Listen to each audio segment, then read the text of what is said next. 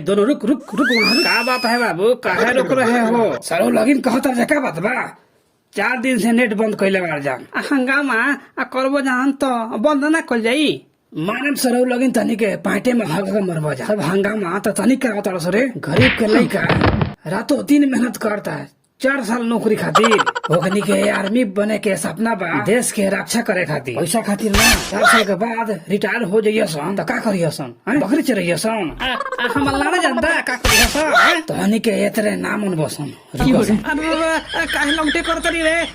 लंगटे का काहे बांध रे? छोड़ ना रे। अरे सरो छोड़ ना, चापिया का मुंह तो होता रखे। भाई देख फिल्मी वाला मुक्का अरे बाप रे बाप, अरे साला 100 मार के पाटे में हाका दल बारे दादा।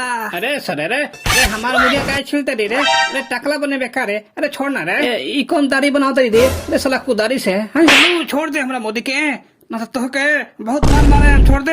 बीच में सरू लबर बोलबा ना, मार के तहा सरू आड़िए भड़का दे। बाबा ना बोलम हम चुप बनी, मार के आनी मत भर के हो दादा। बोल मोदी काहे नेट बंद कैली है? बिहार में नेट बंद होला से छवारी सुन के कितना लॉस गइल बा? काहे खातिर लॉस भइल बा हो? नेट तो रोज 1 GB खत्म तो होते बा। वीडियो कॉल भी माल से बात होते नइखे। ओखनी के हई कलुआ के वीडियो भी ना देखे के मिलत रहला, साथे साथे सेक्सी फिल्म भी उनके देखे के ना मिलत रहला। ई सर्व छवारी बड़ी मौका बड़ सरी सेक्सी देखतर से करे। अब की नेट बंद होई नु तो 2 महीना खातिर जनु खाड़े को तनु खाड़ लिहो सन। चुप मेरे साला मर गई के करी। अई साला झूठ बोलता, हम नेट बंद ना होई। और हिसाब नीतीशवा बहुत लबर बोलता, कुदारी से कर गार काट भी। अरे बाप रे बाप, अरे माई रे, अरे ई साला कैसे गान कर दल बारे। उसके ऊपर हगम रे लगता कि मुंह पर हगम रे दादा। अब रे भवा करे दादा, ओ भागत नहीं रे नीतीशवा।